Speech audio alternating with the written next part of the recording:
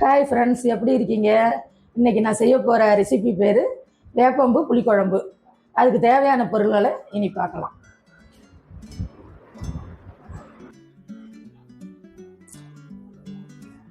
இப்போது வேப்பம்பு புளிக்குழம்பு செய்யறதுக்கு தேவையான பொருள்களை பற்றி பார்க்கலாம்.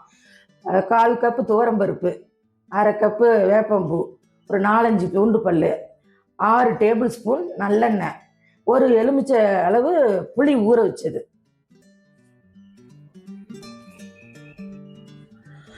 அடுத்தது 1/2 டீஸ்பூன் மஞ்சத்தூள், 1/4 டேபிள் ஸ்பூன் குழம்பு மிளகாய் தூள், 2 டேபிள் ஸ்பூன் மல்லித்தூள், தேவையான அளவு உப்பு.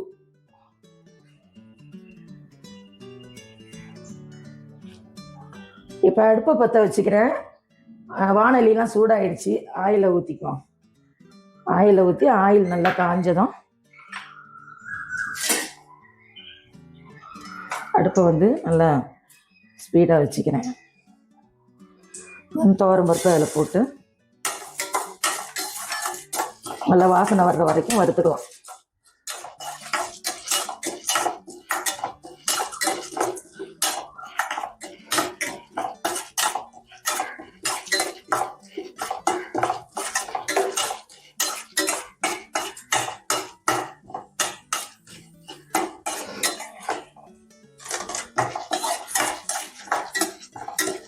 வாசனை கொஞ்சம் பொன்னிறமாக ஆகணும். அப்போ தான் குழம்பு டேஸ்ட்டாக இருக்கும்.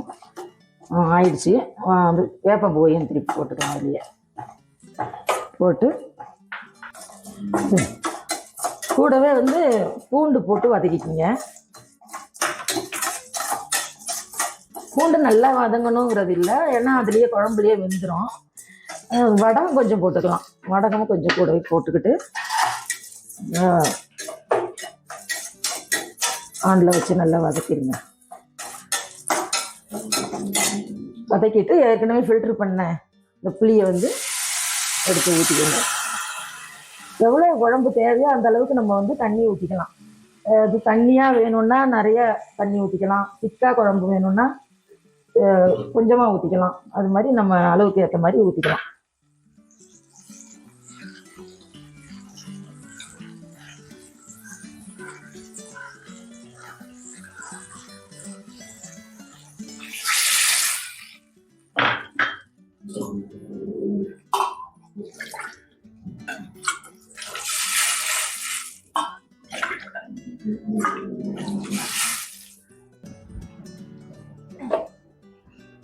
தேவையான அளவு உப்பையும் போட்டுக்கலாம்.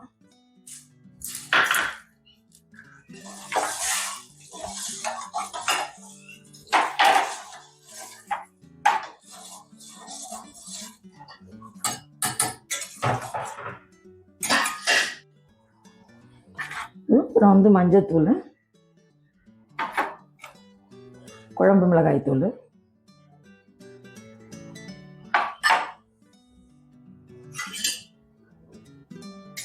மல்லித்தூள்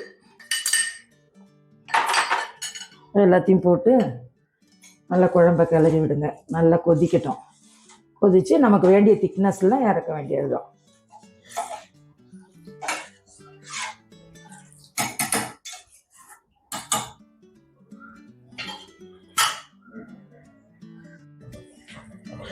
இப்போ குழம்பு 10 நிமிஷமாக கொதிச்சிருச்சு. சரியான பதமும் வந்துருச்சு.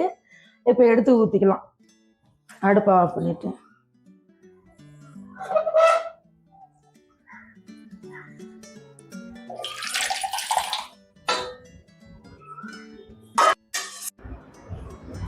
இப்போ மணமான வேப்பம்பூ புளி குழம்பு ரெடி ஆயிடுச்சு.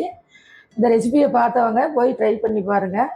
பிடிச்சிருந்தா லைக் பண்ணுங்கள், ஷேர் பண்ணுங்கள், சப்ஸ்கிரைப் பண்ணுங்கள். தேங்க்ஸ் ஃபார் வாட்சிங்.